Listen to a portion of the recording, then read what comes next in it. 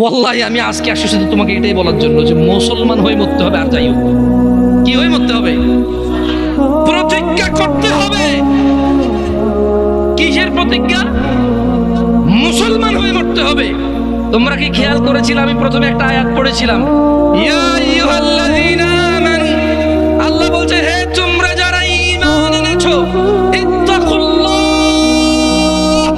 আল্লাহর তাকওয়া অবলম্বন করো, হাক্কা তুকাতিহ, আল্লাহকে ভয় করো যেভাবে আল্লাহকে ভয় করা উচিত, ওয়ালা তামুতুন, আর তোমরা মৃত্যুবরণ করিও না, ইল্লা ওয়া আনতুম মুসলিমুন, মুসলমান হওয়া ছাড়া তোমরা মরিও না।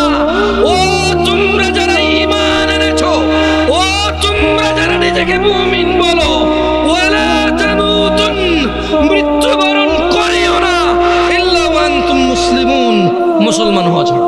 এটা হচ্ছে আল্লাহর দাওয়াত, এটা হচ্ছে আল্লাহর ওয়ার্নিং, এটা হচ্ছে আল্লাহর আদেশ, এটা হচ্ছে আল্লাহর সতর্কতা বাণী যে শোনো, মুসলমান